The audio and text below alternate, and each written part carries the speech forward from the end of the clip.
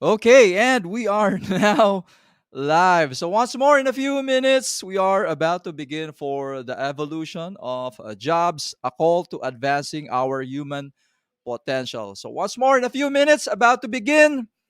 If you think this live stream is beneficial to someone you know, please invite them to join us.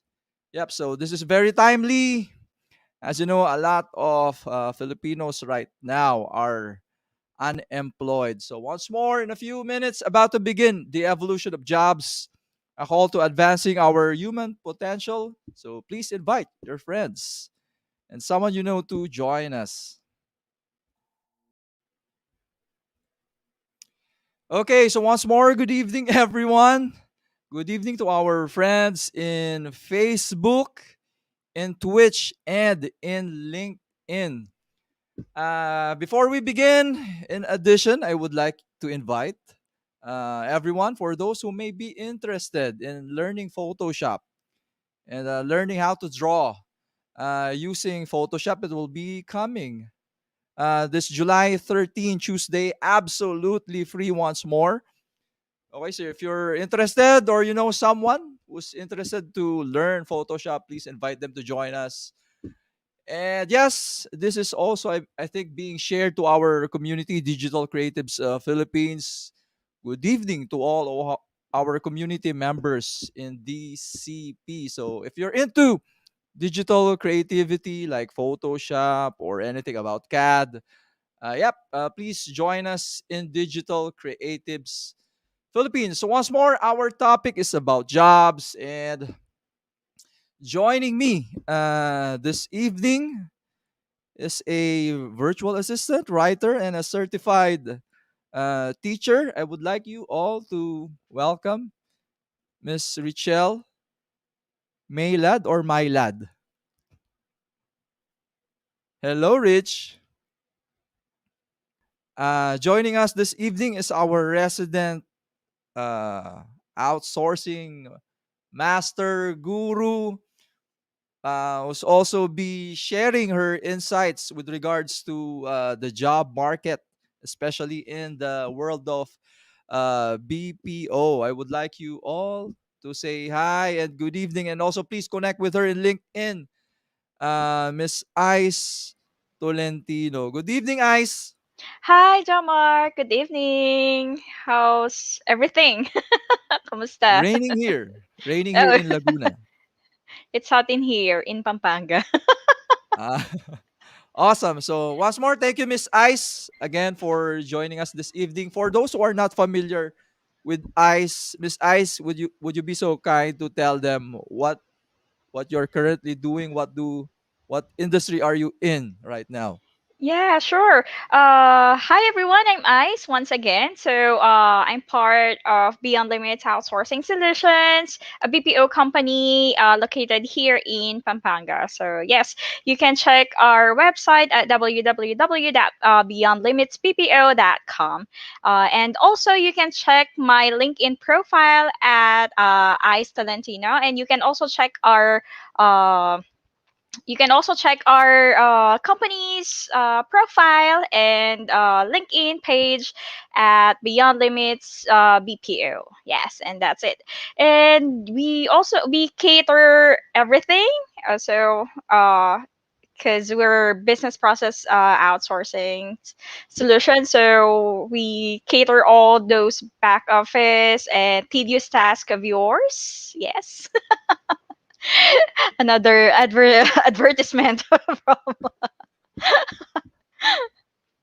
Okay. How about you, Rich? Is your audio okay now? I think you're muted. Yeah, I think you're on mute, Rich. Yeah, because this is live and we're experiencing some tech difficulties. So yeah. So yun.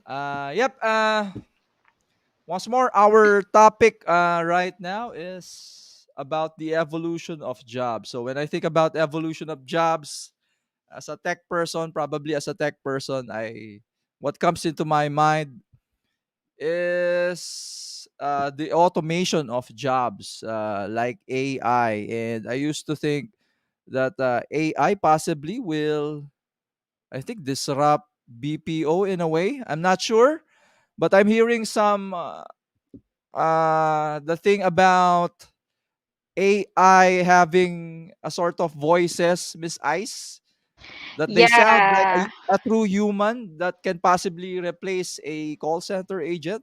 What's your thoughts on that? AIs are more of like those like when you called telecommunication, like if you know the number you're calling, press one, something like that. Those voiceover. Most probably those are the AIs that we have, but technically it's still it's still nice, and it's still there are a lot of customers or clients that prefer to talk to an agent or to talk to a real person instead of an AI. Yep. How about you, Rich? Is your audio now okay?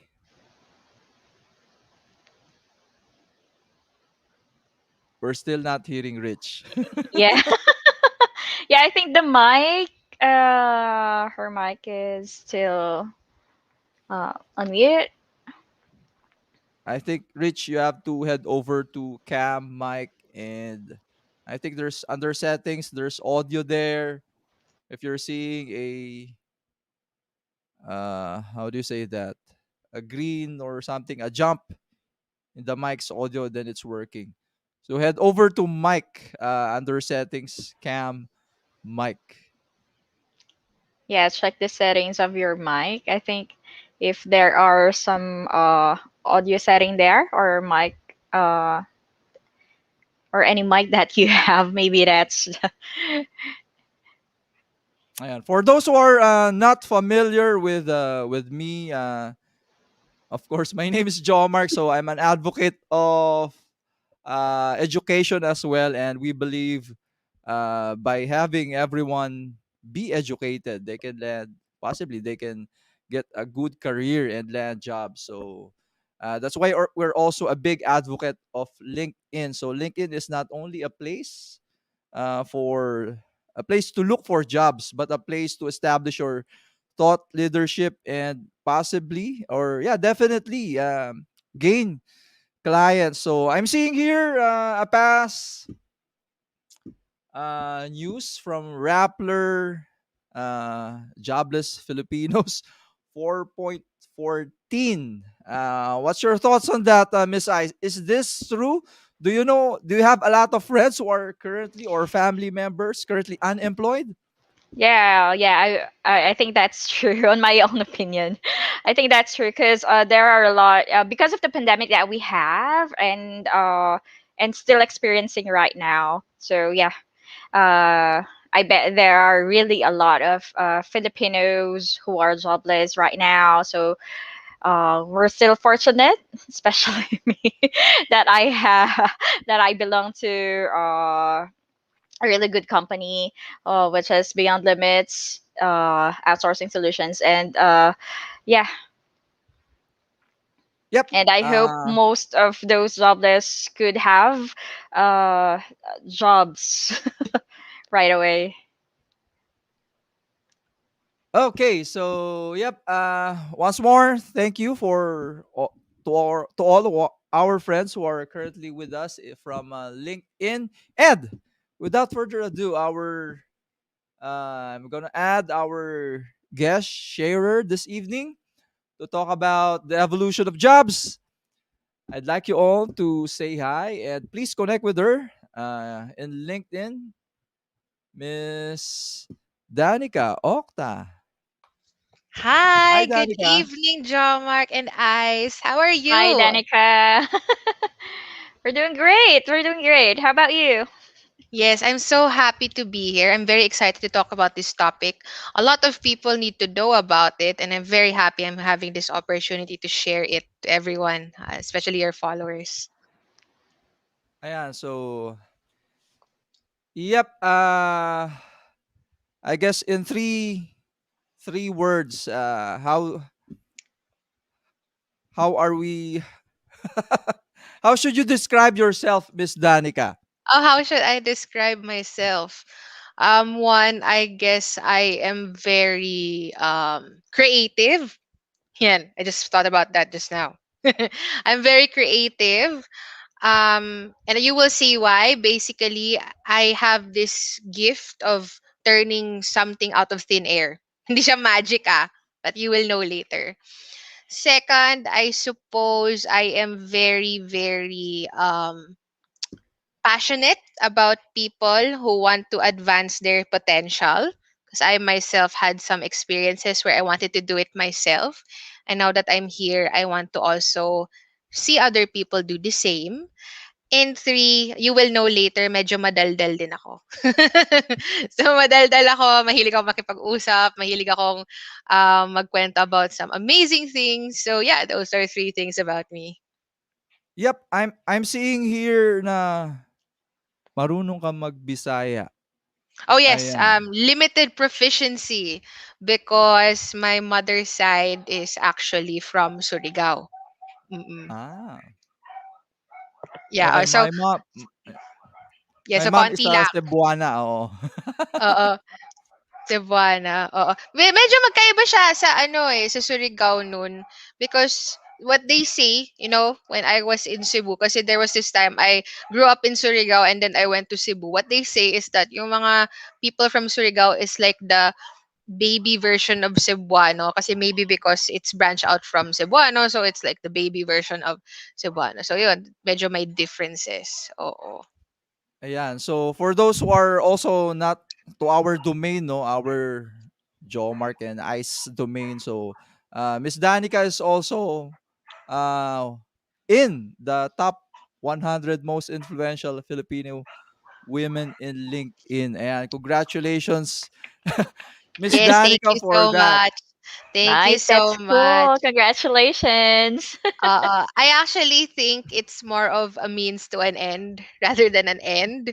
You know how people like to celebrate these kinds of achievements. For me, it's actually just really a means so that I can spread this service we have of helping more people. Because if you have these kinds of services, more people need to know, and if you don't have reach, they will not be helped. So I'm very, very happy that this recognition was given to us in Metamorphosis Group. Ayan. Curious to know, when did you, kailan ka nagsimula sa LinkedIn? Were Sa you, LinkedIn, okay. when Well, ka if naging you active talaga? when ako naging active, I started being an influencer. Well, I don't want to call myself an influencer. I would prefer to be called a thought leader. I started proactively becoming a thought leader when parang last year lang nung nagsimula yung pandemic because last year was when I decided that my company needs to be taken care of full time because before it was just a side business, and now I wanted to turn it into an organization. And that's when I became more active on LinkedIn because when you start a business, actually LinkedIn is very helpful to have more reach for people to really understand your value and also to get to know you better, which is very important in this industry. Ayon, oo. My question na ako, I just have a question. What are your thoughts when you started to be a thought leader? What was my thought? You mean why did I decide to do that? Yeah, Diba? yeah. Okay. How did you Okay. come up with it? Oh, okay. So I wanted to become a thought leader because I think I had so many thoughts that I think a lot of people needed to hear. If you talk to some people that I know, they would be delighted to tell you that my brain is more mature than my actual chronological age. So in short, mature yung mga thoughts ko. And I think that a lot of people need to know these things. It's the kind of ano um outside of the box kinds of thoughts that people need to know about, so that they reduce their anxiety, they eliminate their limiting beliefs that are keeping them from moving forward.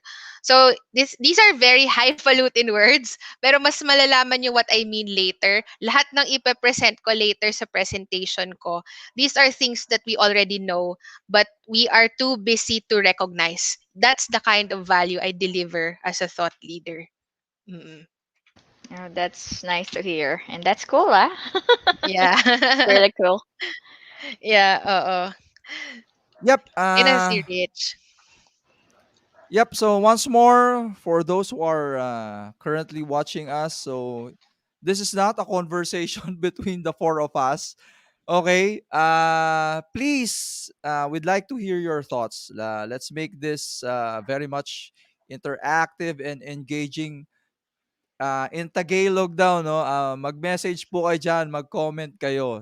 Sabihin nyo yung mga nararamdaman nyo. Or yeah, we'd like to hear your thoughts, exchanges of ideas.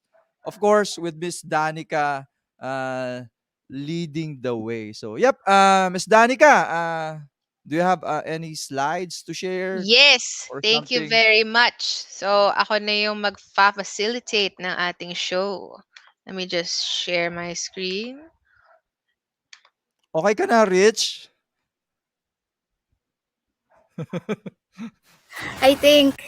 Yes, Really? Ayan. Finally! congratulations. Ayan, Walang so pa dito sa amin. I already shared the screen na. So, let me know if you see it. Ayan. So once more, encouraging everyone. And yeah, parang a while ago, we have posted or updated the link for you to register kasi parang mamimigay na naman ata si LinkedIn ng premium subscription. So again, the registration links are now open. So please register and sa mga nagtatanong ata, no, may certificate ba daw? Yes, if you have registered and kung pumayag si Miss Danica na i-affix yung signature Sure, niya, we'll be no providing problem. certificates daw. Ayan. Mm-hmm. Okay, so we're now seeing your slide. Take it away, Miss Danica. Okay, thank you so much, Jo Mark. And thank you to everyone who is here tonight with us in this informative webinar, no? So, you can see the title. It's about the evolution of jobs.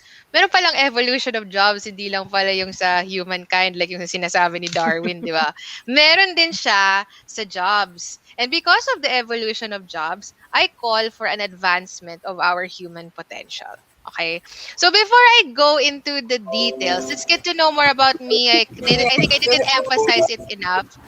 So I am a holistic career and life coach. My approach in discussing these things is more about the life coaching perspective, and I am also a sustainable HR practitioner, which means I am an HR practitioner but practicing sustainability with it.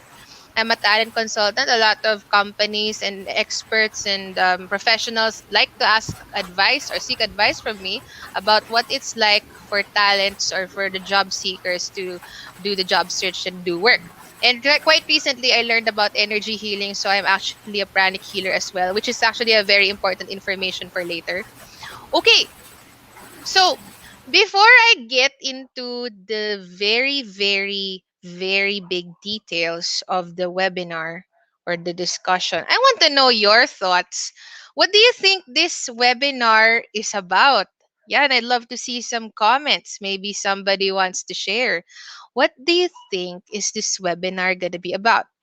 Maybe that's kind of hard to answer. Sige nga, to my fellow co-hosts, tingin nyo tungkol saan itong webinar natin tonight?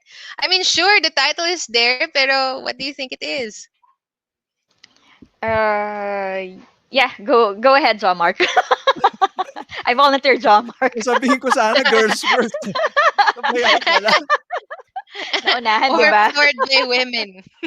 Anyways, my thought are siguro parang this live stream will give me the confidence na my job will not be replaced. Okay. Okay. or and possibly yeah, makapag-adapt because 'di ba tama naman yung evolution ng uh, needs ng industry ay constant yan. So we have to Mhm. upskill, reskill, and we have to learn fast. So the more we learn, the faster we learn, the more we will earn. Ayan. So hoping yung mga sinabi ko ma-address yan in this live Yes. stream. Perhaps. Perhaps, perhaps. Okay. So how about you, Miss Ice? Pasahan eh, no? Char. Yeah, I think when I look into the word evolution, the word that comes into my mind is innovations. Innovations in job, innovations on the technologies and all. Yeah, I think that would be all for me. How about you, Rich? Alright, siguro for just one word, transition. Transition? Tama ba yung Ah, yeah, narinig ko? Transition. yeah, Transition. yeah, something related to pag-evolve, of course. Yung Okay, very interesting. Okay, interesting. Okay, let's see kung yun ba talaga yung topic natin for today. Okay, thank you so much sa mga nag-comment. I don't see all of the comments in all of the streams yet, so maybe we'll expect some of the answers later. So, like we said in the description, these are the course objectives: to identify market needs, to recognize personal talents and solutions to those needs. That's number one. Second is to keep and preserve power in times of anxiety and crisis for a more productive job search. And third is upskill and reskill more effectively for the future of work. Okay, let's proceed. So, we have a lot of people looking at this webinar right now, some of which are CEOs, probably business owners.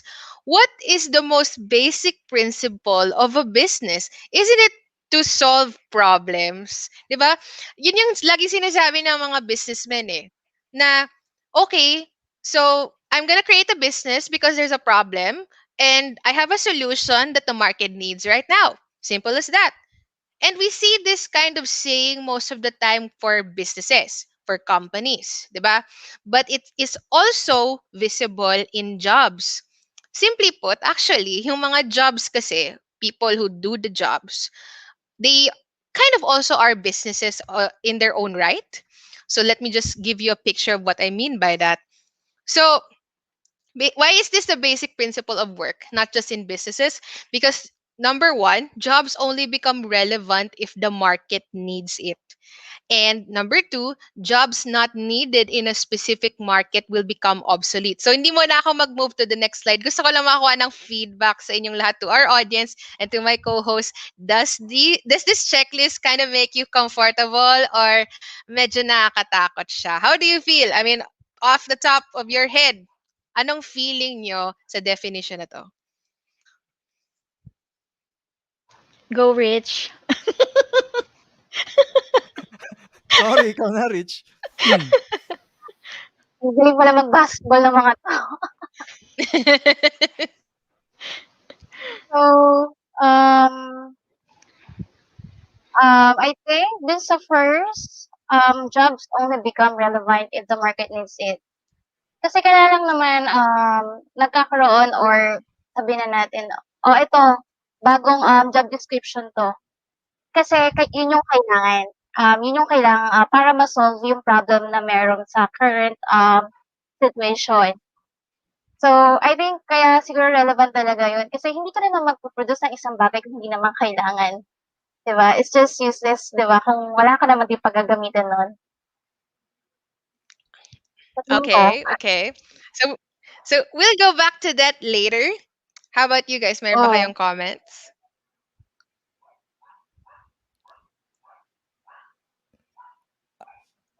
Ah, for me, may naalala kasi ako dito. We have this past speaker na may nasabi siya na ano eh, 'pag magaling ka daw sa trabaho mo, if you're doing your job right, you'll end up obsolete. Kasi parang he's into IT. Interesting. Okay. He's into IT, and of course he was hired, 'di ba, to provide solutions to a specific company. And yung nangyari na yung solution na yun, it ended up na sila ay na tinanggal na kasi nagawa na nila yung job nila. So, naalala ko tuloy siya, may binagot Galing. na siya na gano'n, 'pag magaling ka daw, parang dilemma rin yun possibly na Well, matanggal ka okay. or Okay. dahil na-solve mo na yung problem kasi 'di ba, you being employed is part of the workforce that tries to solve the problem of the company. Pero yun na, I'm just sharing his perspective, 'di ba? Iba't iba naman tayo. Meron siguro diyan was hired not to solve a problem but to serve coffee. I don't know. Miss Actually, Ice, your interesting yung thoughts? sinabi mo. Oo, sige, Miss Yeah, Ice mo yeah. na. Yeah, yeah. I'm it's really intriguing. Because if you're doing uh if you're doing your job uh with an expertise that you have, for sure, 'di ba? There are a lot of market na pag-aagawan ka, parang gano'n. But yeah, Actually, yung sinabi ni Jomar kanina is very interesting because I know where it's coming from. There are studies actually that are saying, or there are talks that are saying, discussions saying that if you are so good at what you do, technically you are a specialist. Masyado kang specialist is what it means. You're not being very versatile. You're just really focusing on one thing. Now, if a Mm. crisis happens or an economic change happens, what will result to is when the economic crisis happens and that job is not needed because of the changes in the economy, that job and industry completely disappears. So kung humawak ka lang sa pag-asa na doon ka lang sa industry na yun forever and this economic change happens, then obviously this person will lose their job and they have to start from scratch again. I think that's where that's coming from. So okay, very good. Thank you so much for your comments, and let's yeah, wait actually, along I for the agree others. with that. I agree with Yeah. that. Because sometimes if you're just in your box or in your comfort zone, there's no growth. Yes, yes. Yes, which I actually will discuss so much more about. Like, for example, we're gonna deal with people who say, for example, I want to get this course kasi my dream job is this. Yan, may mga ganito tayong i-discuss today. Parang, bakit ang baba magpasweldo sa ganito? We should have these kinds of compensations and benefits and these opportunities. We will also discuss that kind of phenomena here later on. Okay, so let me tell you a story. I'm on my next slide na, by the way. So let me tell you a very, very interesting story that I tell to a lot of my clients. Now, so did you know, let me ask you guys, did you know that in the 1900s, ice was one of the most lucrative industries in the world? Did you know that? That selling ice will make you rich. Did you know that? Okay, so anyway, yeah, Personally, no, you no. don't know that. No, okay. Yeah. Ice Ngayon was lang, ngayon lang. magbebenta ka lang ng ice, mayaman ka na dati. Why? Because of this picture, ice was not created in a refrigerator. It was harvested in this lake. Yan sa Frozen to nang galing nga yung photo na to. So, ice was harvested. It was not created. It was harvested, right? That's what made it very expensive because it was labor intensive. It required a lot of materials to harvest and transport these blocks of ice into a warehouse. Yan, very expensive siya. And a lot of people really wanted to get into this industry because of how lucrative it can be, although other issues remain constant. However, in the 1950s, what happened was na-invent yung refrigerator, right? Can you put yourselves in the shoes of these ice harvesters? Biglang na-invent yung refrigerator at a snap noong 1950s. How would you feel if you were them? Wait, may ref na? So, ibig sabihin, we can make ice in this box? What's gonna happen to me? Diba? Isn't this what they would have felt? But this industry tried its best to actually fight for their relevance in the market. Then you would read some articles saying that they were trying to fight for their relevance in the market. And then over time, after so many debates and whatever, wala na talaga completely yung industry. Do you see the relevance of ice harvesters right now? Truth be told, there are still ice harvesters, pero for tradition's sake. Pero in terms of the economy, we all rely on the refrigerator. So, at a snap, the ice harvesting industry completely disappeared. But is that a bad thing? I will tell you why that is not a bad thing. It is not a bad thing precisely because when the ice harvesting job disappeared, there came the engineering jobs. There is now a reason to create a job to maintain the performance of a refrigerator. And these are the engineers. So, right now, sure, na-eliminate yung job na ice harvesting in the market. However, it created a new job, which is this job, the ref engineer, right? So, what am I trying to say?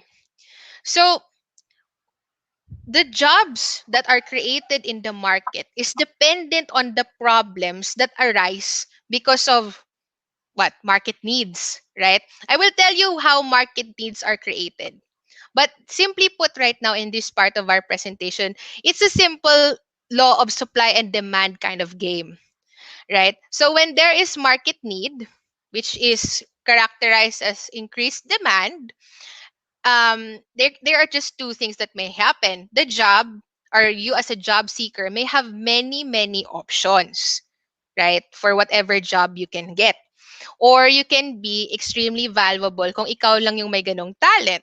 However, if the demand is low, you might need to consider career shifting, or your job right now, which you assume is has little to no need at all in the market. So it's just a simple law and supply kind of game.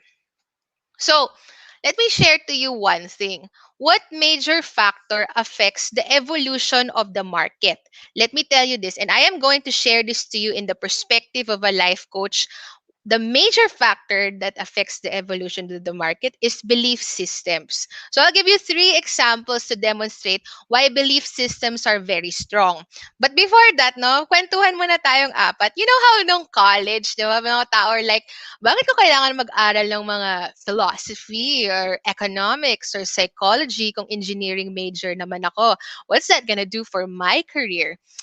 Actually, these things or these subjects are very important because they make up belief systems, right? Kasi yung mga discipline na yung psychology, philosophy, economics, and whatever, they create that magic creativity of a person. And they are very influential in changing the market. So let me give you an example. The airplane, right?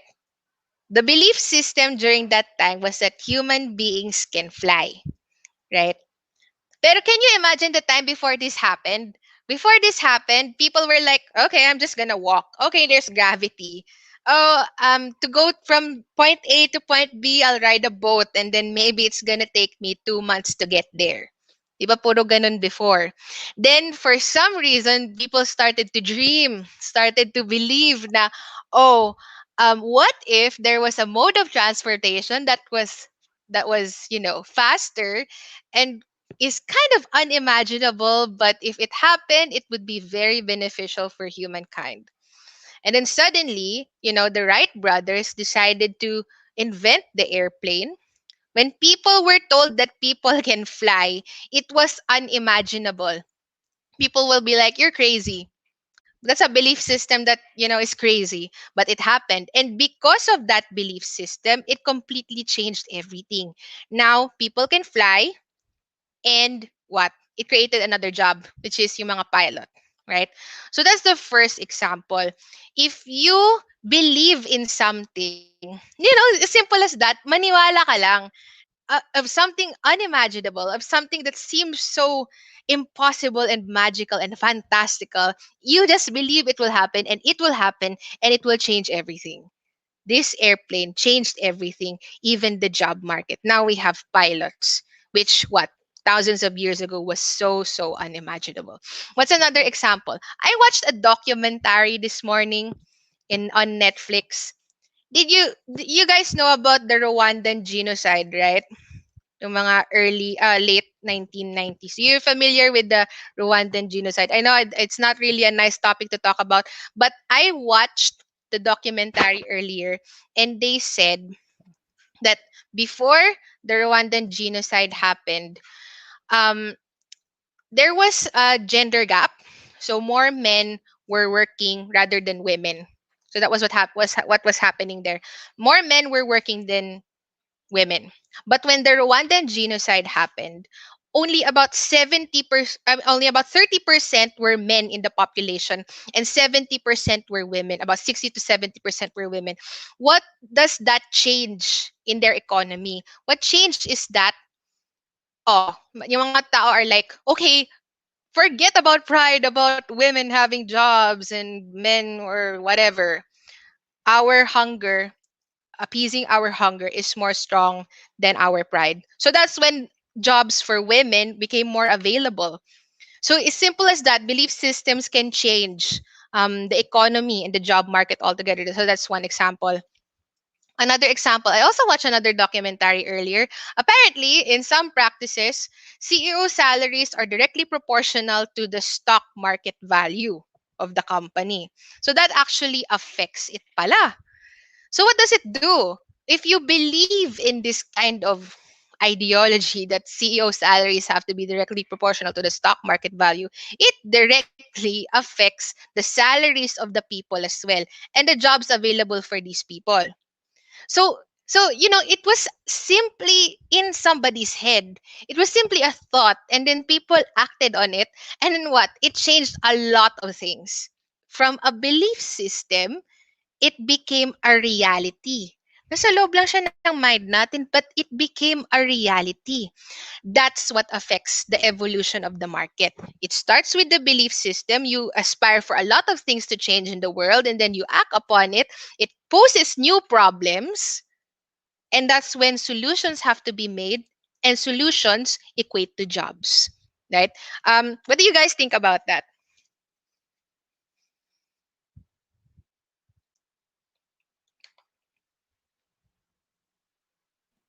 What came to my mind tuloy yung ano 'no, yung mga the rich tuloy not paying ano 'no, not paying taxes pa nga, eh. So, but with regards to, belief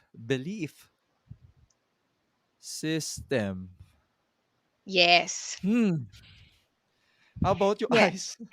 Yeah, my thoughts are, though before pa naman, ideas are really powerful. Yes. Yes, Exactly. that's it. Yeah, it's mind over matter sometimes. I mean most of the time, because sometimes you're thinking that I want to do this. I really really want to do this, but can I? You're starting to doubt yourself, but Yes. wherein you should not, because the first or the fact that you have that kind of idea, that innovative idea, is really oh, what's the word for it, uh it's for you to act on, because that Yeah. idea is a fresh idea from you, and you think that no one else has that idea, so it first siya sa'yo, something like that. It's a fresh idea.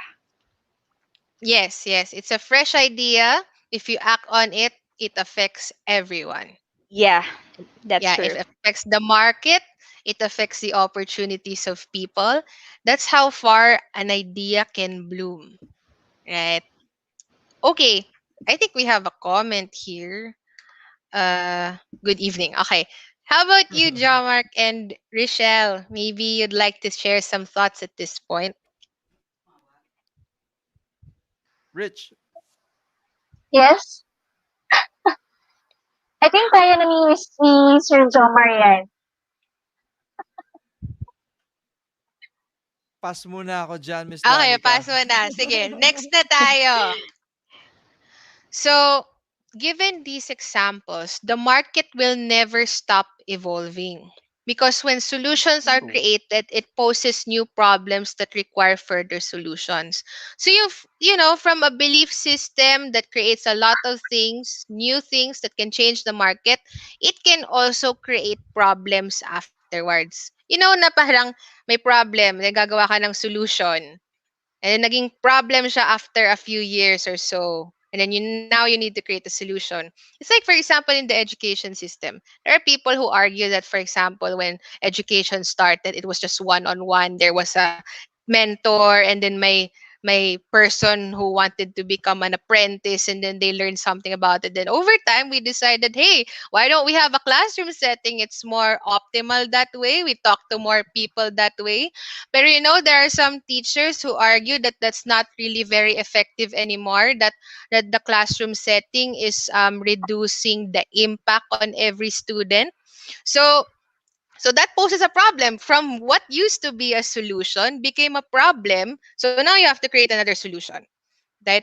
So basically, the market will never stop evolving. For as long as there is a problem, and we create a solution out of it, it will have another problem and then a solution and then a problem and then a solution. Ganon ang behavior ng market. Which, given this, we should already recognize that opportunities will never stop. Mhm. Kasi lagi kailangan ng market ng solution because it always has problems. Okay, how we wish that the world didn't have problems. However, the reality is it needs to have problems. Well, it doesn't really need to have problems, but it has problems as a fact, and we just really need to act on it. It's the cards that we are played. So given this again, for as long as there are problems and solutions are needed, jobs are available. So this is why this meme also exists. Modern problems require modern solutions. Okay? What used to be a problem that was so simple grew into a bigger problem because there was a solution that started out with it. Merong mga jobs, given this, that become obsolete eventually because dahil nag-evolve yung market so much, hindi na nag-work yung dating solution. This is what it's trying to say. What that also means is jobs that existed before that aren't relevant with the market needs right now become obsolete eventually. That's why they die out. But again, given the example I had earlier, for every job that gets eliminated, new jobs are created as well eventually. Okay, so how do you know what value or solution you can deliver in the market? Dito naman tayo sa part where we try to understand how do we provide value to companies. Alam na natin ano yung mga problems in the market, pero ano ba yung meron tayo? Ano ba yung it factor natin? So that people can actually, hire us. Number one is you have to think like an entrepreneur. Or, that's my simple answer right now. You have to think like an entrepreneur. Because if you don't think like an entrepreneur, medyo, may mga disadvantages siya. So, why do I advise that people need to think like an entrepreneur? Because entrepreneurs make it their mission to solve specific problems in the market. Ganito yung attitude ng mga entrepreneur eh. They come into the market saying, I have this solution and I have it, hire me. Ganon yung attitude ng entrepreneurs eh. And that's why they thrive a lot. They're not the kinds of people who say, I want this job. You have to open a job like this in your company because this is my dream job. They don't act like that. They deal with whatever is available. And if they see an opportunity to create something new, that's where they come in, right? And that's why I think entrepreneurs don't mope about how the job market doesn't have their dream job. Instead, they create new ones that address the market problems they want to solve. 'Di ba, when we go to college, for example, we like to go into a course that we really like, and then we just hope that the job market will offer that job eventually. And then when we graduate, we're all like, oh, um, bakit wala na yung job na to sa ganito? Bakit konti lang yung jobs na ganito sa Philippines, yung ganyan? You cannot really force it because it is really the cards we are played with. But if you really want to thrive in this economy, you really need to think like an entrepreneur. It is really what you have here right now. If you can't deal with it, create a new job, but make sure that it is what the market needs right now. Only then will you thrive in your specific career path. Okay.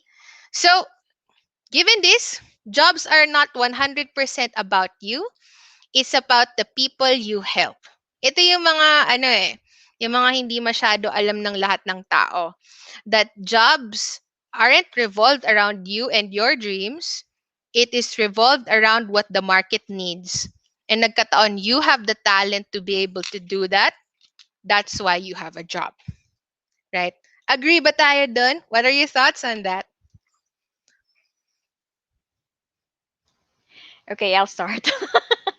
Yeah, I agree. I agree. Because that's why upskilling is a must nowadays. Because you have to learn something new in order for you to be part of what of the community that is continuously evolving and innovating around you. Yes, okay. Yes, John Mark, may gusto kang sabihin. Siguro, ikaw, Rich, do you want to go ahead or ako na talaga? Okay, una ka na. Ayan. This is the thing I notice sa mga young ones, no? Let me Hmm, remind everyone na when you're hired, your number one, I guess, sa perspective ko, number one task mo is to bring not only solutions, is the 'di ba ang business na naman talaga is to provide profits for the investors, for the owners. So, pag sinabing there's a job opening, you are contributing hindi to the growth actually, no. Let's be frank. You're contributing, you're adding pera, money mm. to the company. So eventually, why would I hire you kung mababawasan yung pera ng kumpanya, 'di ba? So isipin po natin lagi is most especially to the young ones na kaya may job opening kasi magdadala ka, ako, ng pera sa kumpanya ng may-ari or ng boss mo kung sino man 'yon 'no, yung stakeholders nun. So, 'pag gano'n ang thinking mo, 'pag gano'n ang thinking mo na nagdadala ka ng pera kaya may job opening, it opens doors na kahit minsan or kahit walang job opening, Miss Danica, kahit walang job opening sa isang kumpanya, pero kausap mo kunyari yung, may-ari, may na-identify ka na mali sa isang kumpanya at magpo-provide ka ng solution and that solution brings in savings, magdadala ng pera, Oo, and then you're oo. hired. So, Oo, that's kahit the walang job opening. Oo. magkaka-opening and, sana matandaan 'yan ng mga chikiting or the young ones right now na gano'n o that's what Oo. I usually tell to our OJTs, ayan, sa mga nakababata nating kakilala na isipin niyo Mm. lagi, bring a solution, bring a solution. Yes, bring a Kahit walang solution. problem, hanapin mo may problem, magkakaroon ng job opening 'yan at dahil nakapag-provide ka ng solution sa problem na hindi alam ni boss, mas lalo na yung problem na hindi nila alam, Miss Yes. Danica, hindi lang trabaho, promotion pa 'yan, favorite ka na ni boss, Yeah, I Yes, 'di totally ba? yes. agree with you, Jo Mark, actually.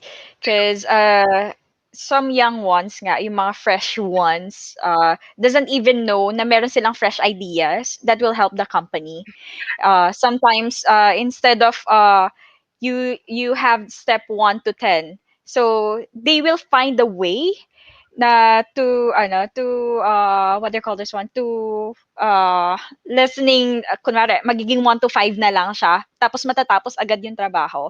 They don't even know that one, they just want siguro yung parang uh like, okay, I have this job, parang ganun lang, okay, sahod, trabaho, something like that. They don't even know that they have that potential in helping Mm, the company. Yes, yes. yes, Yes, you were that's saying true. something, Rich. Oo. Yeah, kasi, Rich, nakakaano ako, very ano talaga yan, common na yung mga young ones, like yung mga fresh grad, yung mga Mm-mm. nag-a-apply. Obviously kasi siguro practicality, of course, titignan talaga nila yung salary. Pero aside from that, kung ako yung halimbawa, ako yung nag-hire, hindi lang yung titignan ko eh. Kaya kita kinuha kasi nakikitaan kita na may malaki kang potential na magagamit ko yung skills mo at sa tingin ko is mag-upgrade yung level mo if ever na pumasok ka dun sa or pumasok ka dun sa company ko na meron ako. So, Ay, nakamute ka, Rich. how about this one? Yan, Kasi kung okay. ikaw ang isang entrep, yun talaga yung iisipin mo eh. Hindi lang yung after the money. You're also, of course, syempre, lagi namang may problema eh. It will never ends, right? So, it's, hindi lang siguro nakikita ng mga youngsters natin na yung skills na meron sila. Kasi kailangan natin sila. Bakit? Kasi iba na yung mentality na meron sila. Para sa akin, mas more on creative sila. Although Mm-hmm. creative din yung mga nasa mid 20s, 30s, pero kasi iba-iba yung level of thinking natin eh. Sometimes, yung kanilang creativity is very nagsaswak sa kung anong situation na meron tayo. Yes, yes. I love all your answers, especially because it is centered around the idea na you have a job because the company needs you to maintain or improve their financial stability as a company, right? That's really the reality of companies. That's why jobs exist. However, let's take a backtrack ng konti. Why do companies exist in the first place? Why do they need to continuously exist and make money? Diba, isn't the point to actually help their target market? Diba?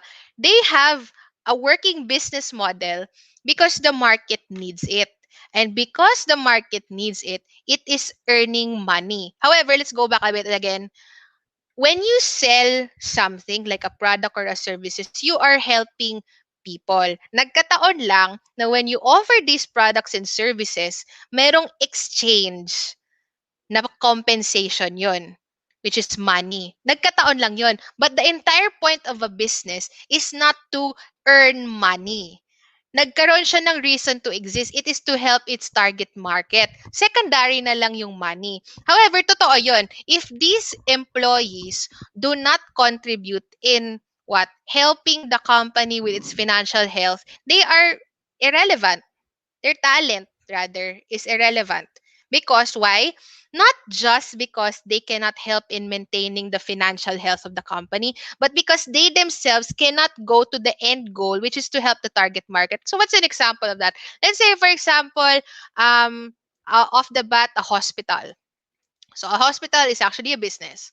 So, let's say a hospital wants to help people who are sick, right?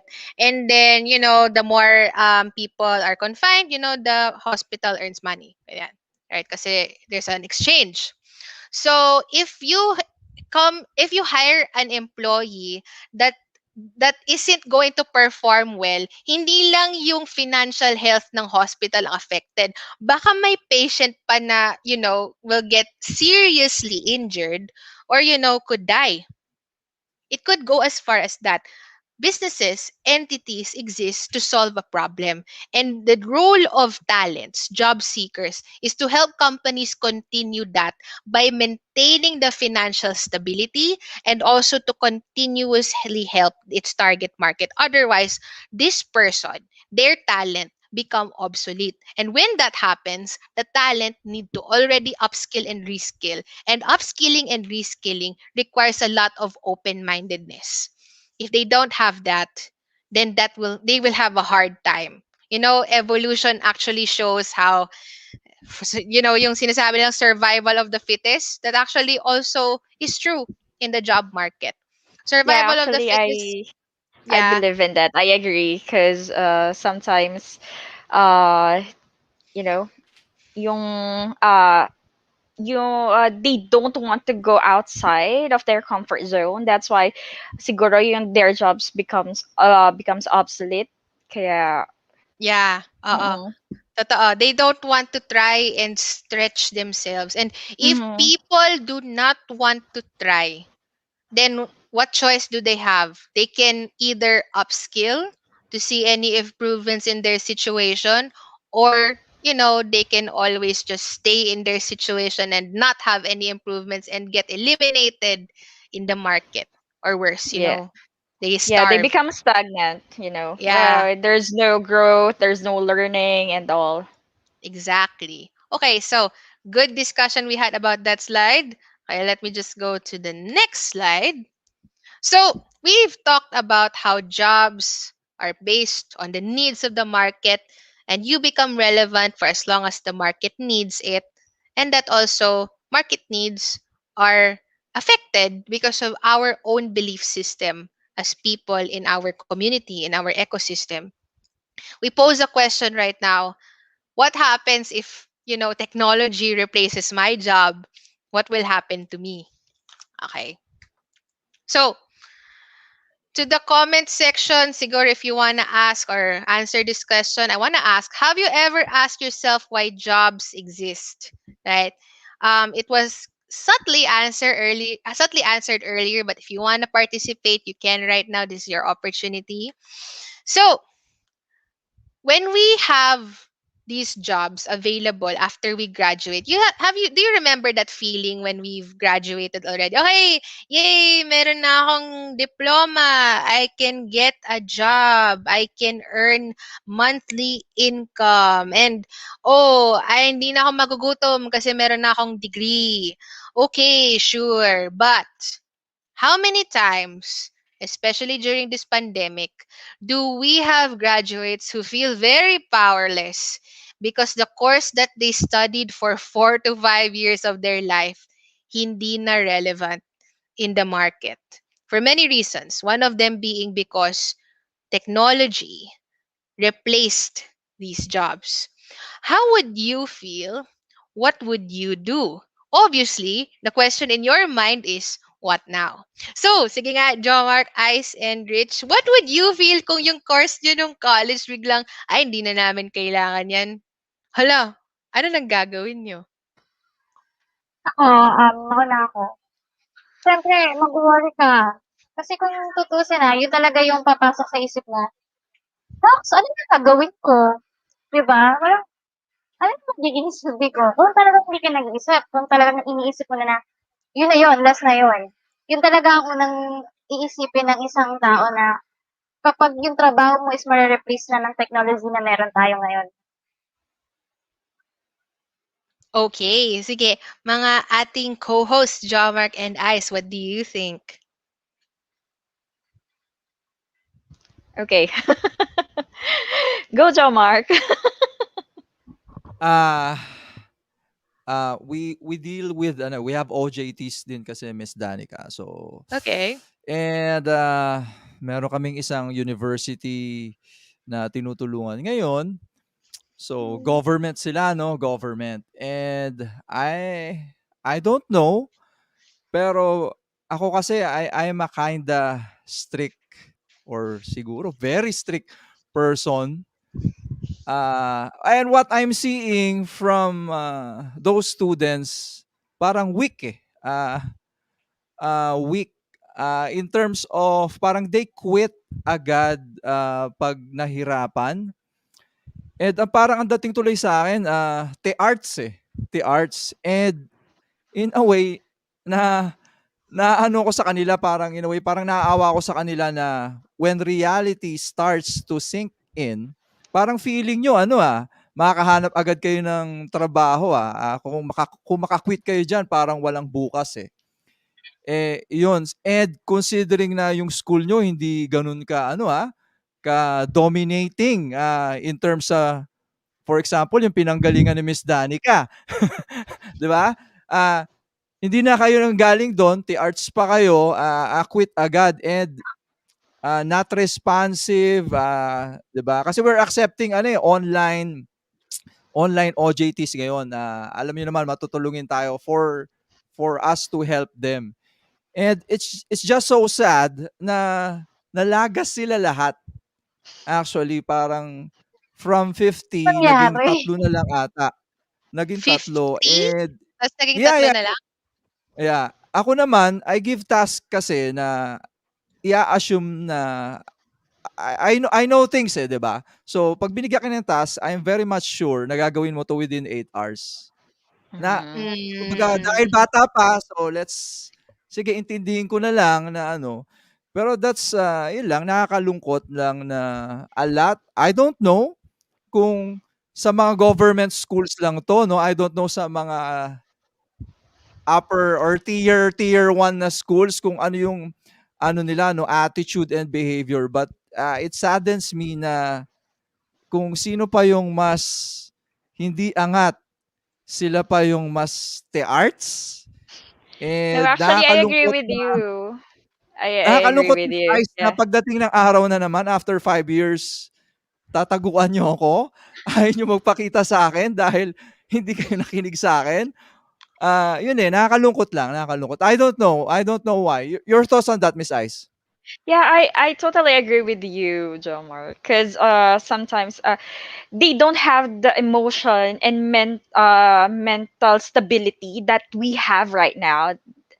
Because not hindi ko naman gine-generalize. Yeah, sometimes they have been spoon-fed talaga.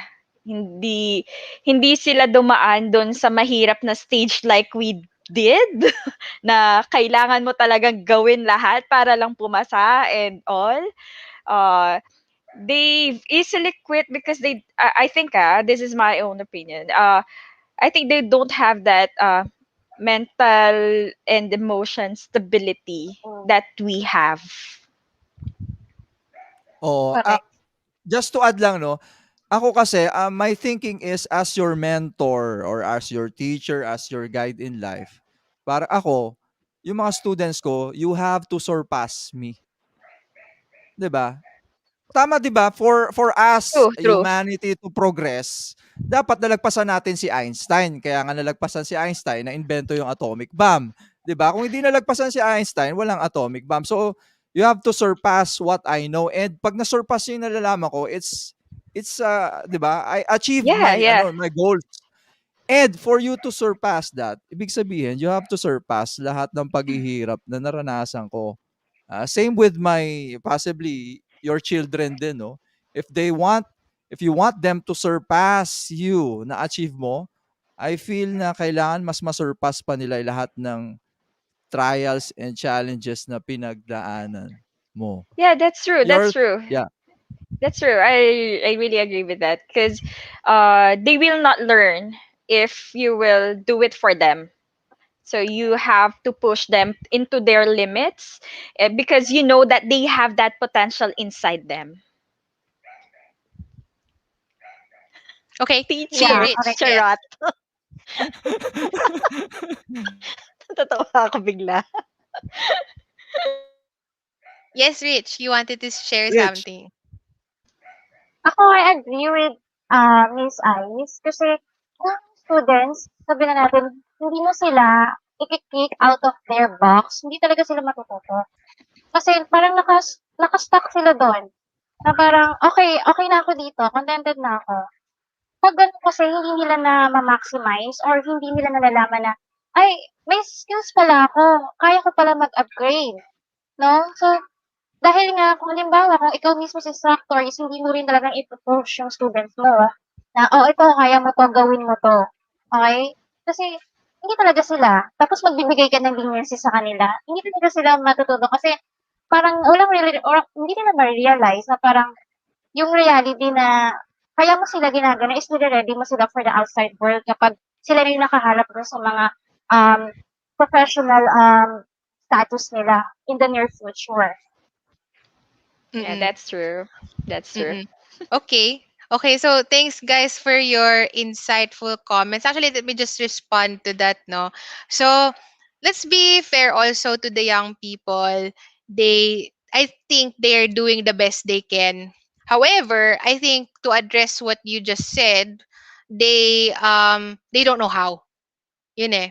Di sila exposed to the Yeah, solutions that they could have used to improve their situation. that's why You they know, need help talaga. yeah, Something like there needs to be a change in the culture, for example, in the education system. So I was talking to some friends earlier. I I remember my journey of wanting to start a business, kasi this company we have is a business. It just started recently. It's a startup. One of the things I remember people would say is, kung magnegosyo ka at a young age, it's probably because you have a safety net. People like to say that, di ba? Nagnegosyo ka ngayon because you have a safety net. Um, that's kind of ironic, because aren't there people who have no other choice but to actually do business, 'di ba? Because wala silang degree. Wala silang degree program. That's why they don't have a choice but to have a business, because most of the jobs in the market require you to have a diploma. So what choice do these people have? So is it fair to say now that you having a business actually means that you have a safety net? That's not true for everyone. So why am I bringing up that kind of example? Because I actually have my observations and I have yet to prove my theory about it. It seems to me that there is a culture in the education system that hinders creativity for people. I don't know, depende siguro sa school, but there's something about the education system that hinders people to be more creative. I mean, example pa lang, for example, sa class. Naalala ko when I was in college, sa class, may recitation time, walang sasagot. Magtatanong ng question yung prof and then walang sasagot. The underlying reason behind that is because takot yung mga students mapakita na mali yung sagot nila. It's making them Is more scared. Yeah. Yeah, is it the fear of rejection, Yes, or it's the is it fear of rejection. Yes. maybe sometimes it's the fear of like the pabida mode, something like that. Yes, and why are we Yeah. promoting that culture in the first place? That is exactly what is hindering people from being courageous, from being creative. Kasi when you're in this pandemic, for example, and the job market is affected, what can you do but to actually adjust? Be creative, be courageous. Kung na-practice mo na sa school to have nothing like that, you will not thrive in the market. That's the irony that I observe. That ang ironic, you have this degree program so that you know what to do when a crisis happens. And yet, yun pa ang reason bakit hindi ka marunong mag-thrive. Just something to think about, no?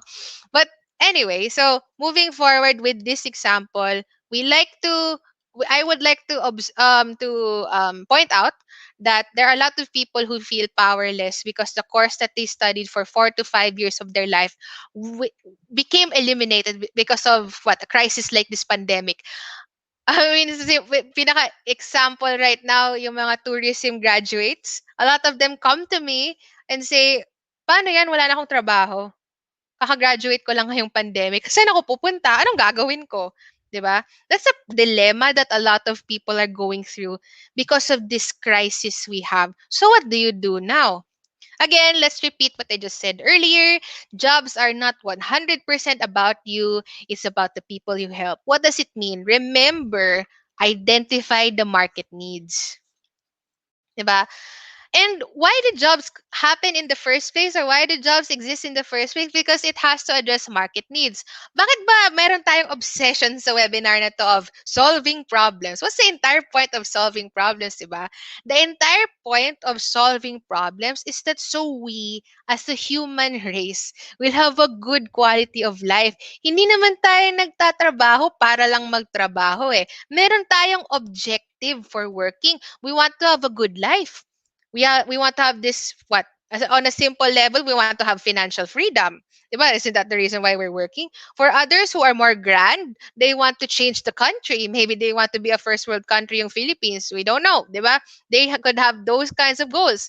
Regardless of what these goals are, we respect these goals, but ultimately we share one thing: we want to improve our quality of life. That's why we have jobs. That's why jobs are meant to solve problems, because we want to continue our good quality of life. And to address about technology, why is technology replacing my job? Actually, they're replacing your menial job, right? What we are doing right now is average. Some of us are doing average jobs.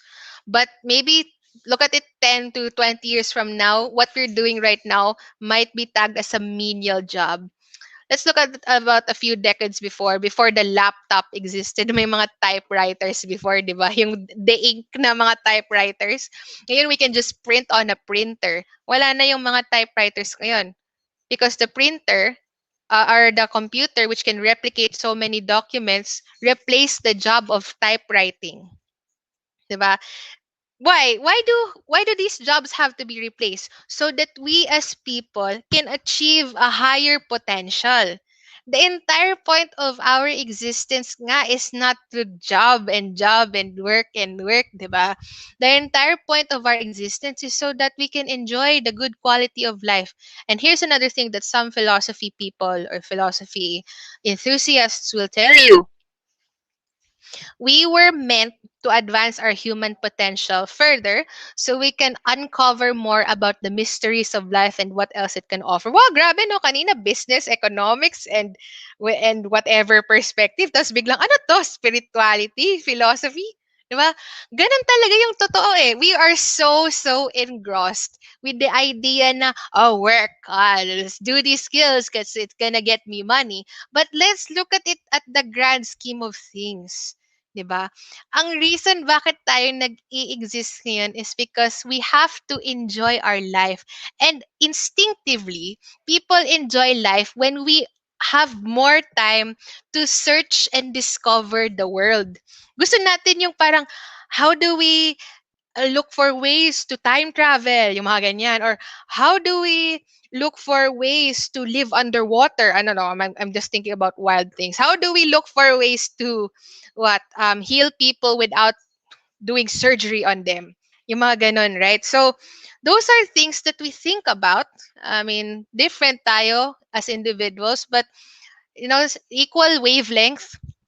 We want these things, but we can only do this if we work enough to get to discover solutions that can solve problems, so we have more time to advance our human potential because we want to discover the world. I know masyadong malalim siya, but let me just do some check-ins. What do you guys think about this philosophical concept? Nagtatrabaho pala tayo because we want to advance our human potential. Kasi what? We want to discover the mysteries of life. For some people, because they want to find where God is, yung mga ganon. I mean, respect to people who have different beliefs. But what do you think about this particular idea? Sige, si Jomark na lang kasi siya yung nag-invite sa akin dito. Namili na ng kakausapin. Oh. Ay, nakamute ka. You're on mute. We were meant to advance our human potential. So, ako nasa isip ko, what comes into my mind is, 'di ba, parang we need to do something, 'di ba? Kasi kung in order to move forward.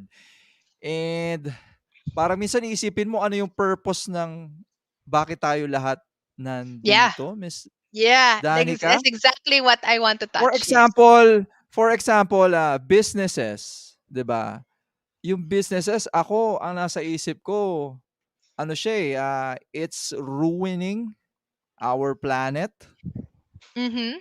Ayun, yun ang perspective ko kasi business consumes resources, which Mm-hmm. means you are going to destroy the planet. Mm-hmm. Ako yun ang ano, yun ang tingin ko sa business because in a way, hindi mo man sabihin directly to me, business is war. 'Di ba? Do you Mm-hmm. agree with that, Miss Danica? Business is war. 'Di ba? And war In consumes resources. in a way, no, depende Hmm. sa how people execute their business plans. But there is a way to actually use this kind of tool sustainably.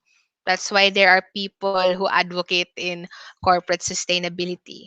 But if we just look at the most traditional way of doing it, then yes, I agree. We are hurting our environment, not just, the plants and the ecosystem, but also the people in the environment and our own prosperity. That's what we're hurting when, we go to that route. I mean, am I making sense?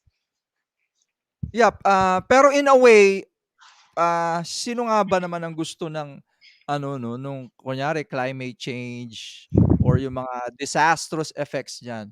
Pero in a way, minsan kasi dati pala 'no, naisip ko parang ang salot, ang pagkakamali ay tao, eh. Mhm. Parang Mhm. I feel na hindi tayo natively taga dito, parang we were planted like ano, eh, like locusts.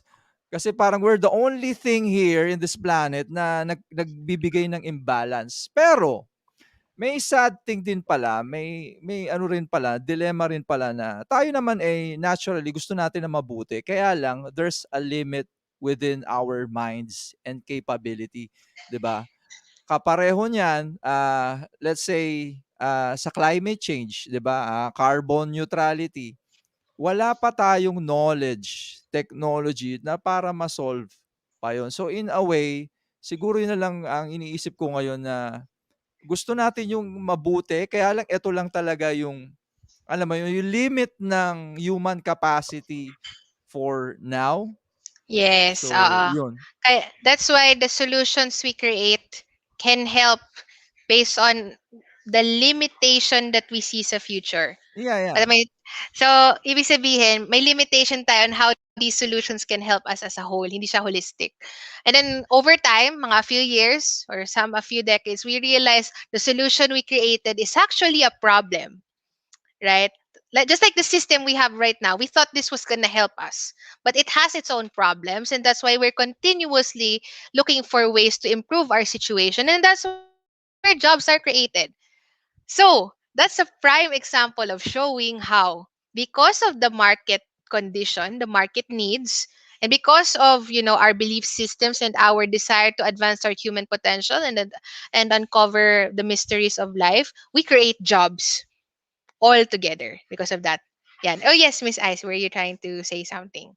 Oh no, maybe the point in which why people do that also, it's because of the way of our living. We want everything to be convenient. Yeah. That's one. So we're inventing a lot. We're doing something that we think that it is convenient to us, but we sometimes we don't think too much that it will affect our you know our surroundings. Okay, okay. Yeah. Oh, that's why, no, because napaka-limited ng view natin of the future, it has required us to create more solutions and therefore more jobs. It's a continuous vicious cycle, but at the end of the day, that's really what it is now. All we have to do now is to continuously search for solutions para we will have, that nirvana life that we're looking for. Ayan. So, Yeah, but yes. when you create solutions, there will always be a problem That's correct. accompanied, yeah, Yes, to that's that correct. one. When there's a solution, there's another problem. So because of the problem, you create a new solution, and then problem, solution, problem, solution. It's a never-ending cycle. And I guess, that's why philosophers say that's the beauty of life, right? Now we go through all of these experiences so that we have a very, very meaningful life. But that's another topic for a different webinar. But simply put, that's what really is the entire point of this ano, sentence. So, we're on our last part of the deck. One of the objectives that we have is how do we upskill and reskill the right way? Before I give you my 3 tips, I want to ask my co-hosts, ano sa tingin nyo ang best way to upskill and reskill the right way? Ang simple lang naman pagsabihin, ayun, punta ka sa Udemy or sa LinkedIn Learning or sa Coursera. Ayun, may mga skills, madali lang mag-aral ngayon. But what other advice can you give beyond these kinds of tips? Yeah, I think I'll go first. Sorry. Okay. Sorry, Damark.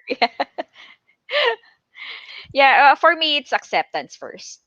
Mm, mm, Yeah, mm. because you have to accept that you need those skills in order for you to be part of the market. That's right. That's right. You become relevant when you accept that you have Yeah. these skills. Yes. Okay. Okay. How about Yes, Mark. you? Yes. Ah, wala. Okay, no advice yet. How Wala, about you, wala akong Rich? maisip, wala akong maisip for Wala pa now. maisip right now. Okay, how about you, Rich? Kasi, I think if you're into it na, okay, I need to, work on this. Kasi if you keep on working on certain things, kasi ma-realize mo na part by part, level by level, pieces by pieces, nag-a-upgrade ka. Kasi Yes. hindi ka nakakontento eh. You're stepping out of your comfort zone na, okay, for example, oh, this is your work.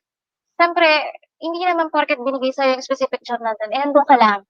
Okay? Of course, meron ka pa ring makikitang parang problem. On that Yeah. part, maiisip mo na you have to think about it. What is the solution regarding dun sa problem na Yes. na-encounter sa job na yun? Yes. So, that part, Yes. parang realize mo, parang puwede pala yun, nag-level up ako na naisip ko pala yun na 'di ba, parang that's in reality normally yan hindi talaga natin naiisip na we are leveling up na what do you call, nag-e-excel pala tayo sa sa part na yun. Kasi we just continue doing it. Okay, when we do it, hindi natin talaga na-realize na nagle-level up na tayo, individually, yung mga skills natin. Yun yung napapansin ko, dun sa aking, quality of work na meron tayo ngayon. Kasi, sa field ko nakikita ko talaga, lagi kasi nga, of course as a teacher, dapat nakikita ko yung way ng mga students ko kung nag-e-excel talaga sila. So, dun palang siyempre kung ako nakikita ko nag-e-excel sila, siyempre sila students ko hindi nila nakikita yun. They don't realize na, yung thinking nila, yung level of mentality nila is, mag-i-improve na. So, malalaman lang nila yon kapag sinabi ko na at na-realize na nila na gano'n na sila. So, it's, always a matter of doing things. Yeah, oo, oo. Tama. Which goes back to what we discussed earlier, no? Understand the needs and identify how you are a solution in the market. You don't need, for example, to be, for example, you started out being an artist and then you want to solve this particular problem. I don't know, maybe designing a mural, and then you realize na maraming kailangan ng ganun, then you start a business, and then it turns out if you start a business, you need to learn business development, marketing, sales, all of that. It grows, right? Your skill set grows the more the problems arise because of your the solutions that you create with it. Okay, great. I have 3 tips lang for everyone to consume tonight. Number 1 is be empathetic. Understand the needs of the market. I cannot emphasize this enough. I think I have already, parang paulit-ulit na ako dito. We have to be empathetic. It is actually a superpower, right? You really, really, really have to be empathetic because only then will you smell out the problems of the market. And when you smell out the problems of the market, only then will you know what do I have that can address those problems. Miss Yes, John Danica, Mark, you wanted to say something. may mga pure Tagalog dito. Ano daw po yung empathetic? Ah, okay. Ano yung English daw yan. empathetic? Empathetic means parang putting yourself in the shoes of others, yung nakikiramdam ka sa problema ng ibang tao. In this case, hindi tao yung papakiramdaman mo. Yung buong market, yung buong job market yung papakiramdaman mo. If meron ka nung talent na yun, nung skill na yun, madali na lang para sa'yo mag-reflect. Ano ba meron ako? And then sabihin mo sa mga tao, how many times have I seen it work? Sa interviews, ang sabi ng job seeker, kasi di ba sa interviews, there's this question na, do you have any questions for me? And then the interviewers or the interviewees who were coached by us would ask, so why are you hiring for this role? Mga ganon. And then the company will say, oh, because there's this new project and we need this kind of talent fast. Siguro mga ganun yung mga sagot ni interviewer. And then using that recognition of the problem, alam na ng job seeker paano pakilitiin yung company para makuha nila yung opportunity. Hindi nga siya pambobola eh. You really, genuinely know kung ano yung problem nila and alam mo mismo kung paano ka makapag-solve ng problems na yun. That is how powerful empathy is. 'Di ba? Okay, that's one. Two, have a future-proof mindset. Don't think about short-term solutions. Palagi to sinasabi, we need to be future-proof. We need to create plans and strategies that can last for 10 years. Yan yung sabi lagi ng mga executives. Let's do it now. Change management. Ganyan. So, executives like this term future-proof. And it's true enough for job seekers as well. You have to be future-proof. You have to think of a plan na pinag-isipan mo na talaga yung mangyayari after 10 years, for example. And alam mo na yung strategy mo or yung solution mo na yun will work even until then. And that also includes who you are as a talent, who you are as a particular employee of a company. Kailangan ikaw mismo, alam mo anong meron ka para malaman mo how you will stay relevant for the next few years or decades. You have to think like that. Hindi yung pwedeng, oh, kailangan nila ng tour guide today. Ganyan. Tapos, ayan, a few years later, nagka-pandemic and then wala nang trabaho yung mga tour guide right now. If you think that you can just be a tour guide at that point, then you're limiting yourself. You're not being future-proof. What are the other tour guides doing right now? They're vloggers and bloggers na ngayon. Because some people are traveling around the world by watching vlogs na lang. Isn't that also a job? 'Di ba? So if you think of your job or of your talent as how relevant it is for the next few years and the next few decades, you will have opportunities. Hindi ka mauubusan ng opportunities. Okay. And last, entertain crazy ideas. Be a man or woman ahead of your time. So, um, parang recently, 'di ba, sumikat ulit yung Friends, yung series because of the Friends reunion, right? Tapos bigla na lang yung newsfeed ko, kumakalat lahat ng snippets ng mga episode ng Friends. There was one episode na na-erase na sa memory ko pero I'm glad na panood ko recently. Yung nag-away si Ross siya kasi Phoebe. Sa mga hindi nakakaalam sa Friends, bear with me na lang. Phoebe is the weird one and Ross is the paleontologist. So nag-away si Ross and si Phoebe. Sabi ni Phoebe, oh yeah, I don't believe in evolution. And then Ross got so angry, right? And then he was trying to explain how the theory of evolution is the only way. Hindi ba theory pa nga siya? At the end of the episode, ang sabi ni Phoebe, look, Ross, it's not that I don't believe in evolution. It's just that I think it's just one of the things that we have to consider to explain things. Parang gumanon siya. And during that time, ng mga 1990s, that answer was like not something you would hear from an ordinary person. That line was something a person would say if they are ahead of their time. So, right now, a few years later, where people are more progressive, as in ngayong 2021, people are more progressive than we were before, listening to Phoebe say that really made me feel like hindi talaga siya as such a weirdo as what she was years ago. She was ahead of her time. Right? So if you entertain crazy ideas and you are a person ahead of your time, you will stay relevant. How many scientists, how many inventors and businessmen have we seen na very ahead of their time sila? And ngayon lang nagsabi ang mga tao na, o nga no, hindi siya baliw. Nag-work pala yung sinabi niya. And maybe, if buhay pa yung mga taong yun ngayon, they would have a job. Or maybe mayaman sila kasi they're the first person who said that. Diba? So there, entertain crazy ideas and be ahead of your time. So, basically, yun lang mga kaibigan ang aking presentation for today. Let's open the floor to any questions kung meron man. Yeah, to Ano all ba? of our viewers pala, commercial, Mm-mm. we're looking for a web developer. Ayan, nasabi mo web yung development. nasabi mo yung website. So, we're looking for a web developer. So, Yeah. If you're Ayan, so interested, so just send your resume or CV, your updated resume at ice at beyondlimitsbpo.com. ayan, so yung mga Yes. OJT namin na pinapagawa namin ng website, kung yan ay at par with the standards of Miss Ice organization, then probably a big factor, malaking percentage or chance because of Miss Ice and aking ano Yeah. sulsol, you maybe probably get hired, no? But if you're not providing solution, then I guess, 'di ba? Sorry. Kaya always, yan, message to the young ones, always give your best. You'll never know na baka, siguro, sinusubukan ka lang namin like si Rich, 'di ba?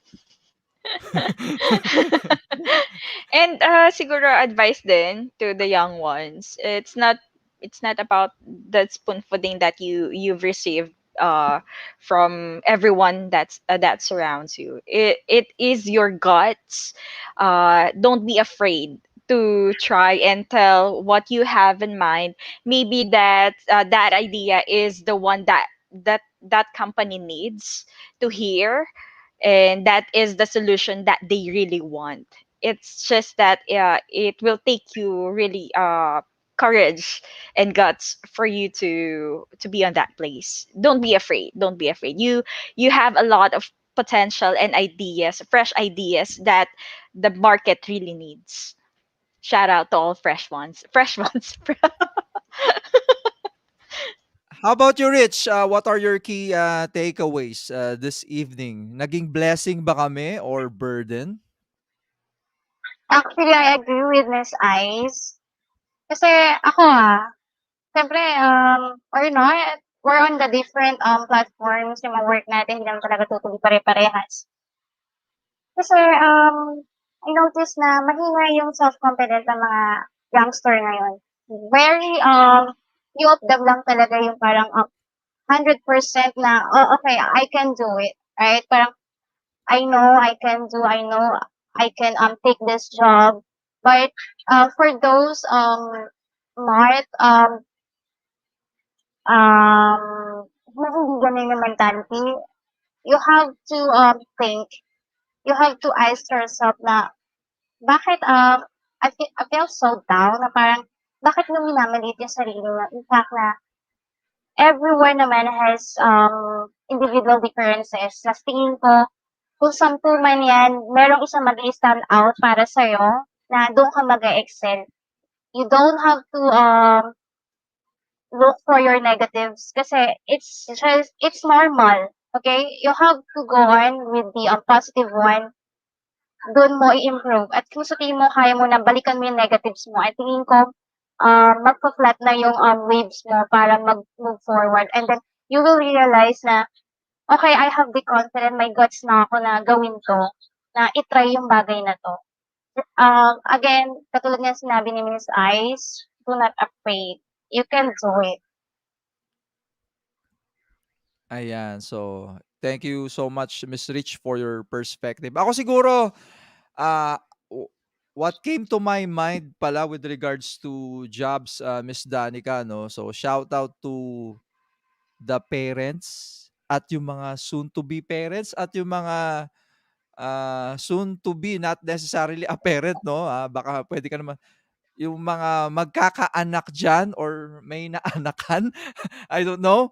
Uh, pero I just want to reiterate the role, Miss Danica, no, of a parent with regards to job. So if you're a parent or you're gonna be a parent, you're planning to have a child, let me remind every parent out there na it is one of our role, 'di ba, to prepare our children, and parang our duty and task na to predict as much as we can kung ano yung magiging in demand na ano ba yun, na job or job market in the future. Kasi I know a lot na they rode the wave of nursing, 'di ba? Parang gano'n. gusto ko lang sanang ma-prevent natin yung gano'n, yung sumasakay sa uso. And dahil sa Oo. pagsakay mo ng uso, eventually hindi na siya uso. So again, reiterating the role of a parent na i-predict mo at dun mo i-inspire, not push inspire yung child mo na yun yung possible na future jobs na mangyayari. So again, reminder to parents na wag isaalang-alang yung ano yun, parang course ng mga anak nyo. O Totoo. yung iba kasi yung iba kasi Agree, dito agree, may iba agree. 'di ba? Miss Ice, may iba akong kakilala isinaalang-alang yung panahon sa Agree. tropa niya, eh. Yung kung anong ililista daw, yun yung sinabi ng Totoo. tropa, so yun yung Oo, naging course, no? oo, oo. Yung So parang Tsaka yung walang sabay sa ano, ano yung lang, parang parang gano'n. oo, oo. Ayan, nawala yung yeah, role ni parent, like 'no? oo, Mm. oo. Nakinig At na lang saka sa iba. yung mga ano, parents na parang, "Oh, ano, gagraduate ka na ng high school, piliin mo ang course na 'to kasi Yeah, yayaman yeah. ka diyan." Pero wait, have you ever considered na in the entire 4 to 5 years na i-take nila yung course na 'yan, what if pagka-graduate hindi na relevant yung job na 'yun, Yan, oo 'di yun, ba? oo. Oo. Hindi lang 'yun, kasi it's not about the, okay, you take this one and, you'll be rich in no time, something like that. But it's the passion of the student or Yes. the person itself. Mm. Mm. Because if you don't feel that course talaga, if you really don't want that course, and labag sa loob mo, hindi naman sa labag, syempre, of course, it is my parent wants for me, something like that. Just for the sake na sundan mo lang yung parent mo, or uh, whoever it is, your ano, yung parang your passion will be sacrificed, parang ganon. You will not enjoy life. You will not Yeah. enjoy the entire schooling or entire learning. Yeah, yeah. You will not really enjoy it. Yes, that's why I tell a lot of students, kung mamili kayo ng course, pick the one you want right now. Huwag mo muna isipin yung Mm. magustuhan mo in 5 years. Kung anong gusto mo ngayon, yun ang piliin mo. 'Di ba? Let me just bring up something pala. There are 3 comments in my FB page, mga questions. Maybe we can answer them. The first one is from Joven Barcenas. Hello, kung nandito ka pa rin, thank you so much for watching us. His question is, what LinkedIn thought leader post do you think is the most important? How did your followers react? I don't know how to measure importance, but I guess to me, the most important LinkedIn post is the one that really changes lives. No, yung devil's advocate kind of post that nobody wants to talk about, but actually is very important to talk about. Those are the kinds of posts that people need to see. How do people react to that? Well, I'm not gonna lie, it's a really, really a paradigm shift for people. Di nila actually sometimes ma-accept yung mga bago. But people who know that they need it, they will actually appreciate those kinds of posts. Okay, second, with the rapid technological advancement, which jobs do you believe will last for the next 50 years and which jobs will be phased out? I'm not, ano eh, I'm not, thanks Joshwin for the question. However, I'm not a psychic, so I don't know what jobs will be relevant in the next 50 years kasi napaka-exact ng 50 years. I don't know what crisis will happen after 50 years. That crisis, whether it's economical or health or whatever, will affect the job market. So whatever that is what's going to dictate the jobs in the future. So yeah, those are the questions. Ayan, naka-flash pala eh. Yan, yun yung mga questions natin.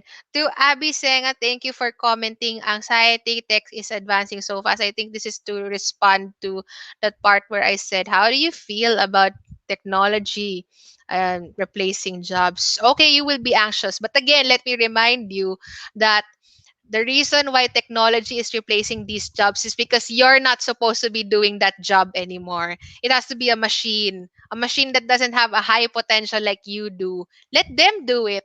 Para you can have more time to advance your human potential. Maybe you know you're the one who's going to discover how to create what a very very habitable place in Mars. I don't know, maybe you're the one who's going to invent that. But those kinds of things, if you have that human potential, let it out.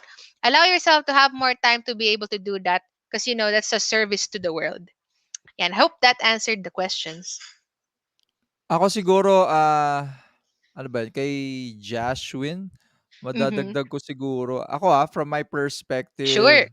kahit hindi ako gano'n ka-techy, I'll be suggesting na ano, you go into IT or something, Yes. revolving around that kasi, parang the trend nowadays, ABCs, once more, I want to hear you say ABC, 'di ba? For businesses to succeed nowadays, it's Yes. ABC. Once more, ABC. A, artificial intelligence. You bring in AI to your business. B, you get into blockchain. And Alam ko yung C, you C. get into cloud computing. Cloud So, mabigat, mabigat computing. ang sinasabi ko. If your Uh, organization is quick to adapt those three, mm-mm. winner Yes. ka. And if you know someone na magka-college, ako, I'll probably push him, her into those realms. Yeah. And those, yung mga sinabi ko ay hindi offered at tinututukan sa school. In Di pa. demand yung ngayon, Mm. pero hindi sa Yeah. school. So, Oo. 'pag nilabas na sa school 'yan, baka hindi na uso 'yan. Naunahan na kayo Yeah. nung Oo. nakinig sa atin ngayon. Exactly. That's why we cannot exactly predict the 50 years pa later. We can predict so far as 5 years later.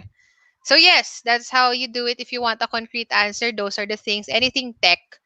But I'm not going to touch up anymore in this webinar yung mga talks right now by some IT professionals. What if nawala yung tech? What if nawala yung AI? Yeah. Katulad yung nangyari sa Wally in Pixar, yung mga ganon, that's the time where you're gonna ask yourself, oh my gosh, ba't ako nag-IT? Yung mga ganon. So, we're not gonna touch up on that, but I just want to open our mind to the idea that those things could happen. The things that we thought would be relevant eventually might not be, and pabaliktad pala siya. Di natin alam. We have to be open to it. Yeah, the thing is here kasi siguro or my thoughts about it dun sa ano niya, dun sa 50 years from now. It's Yeah. about the passion that you have on Yes, whatever I you like do. that.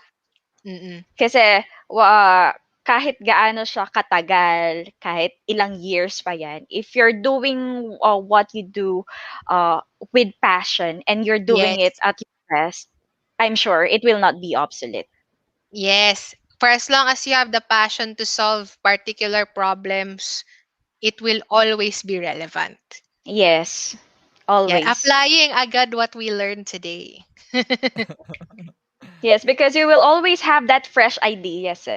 If you have that passion on whatever you're doing, you will Yeah, always Yes. have that you'll fresh never, ideas. you'll never stop.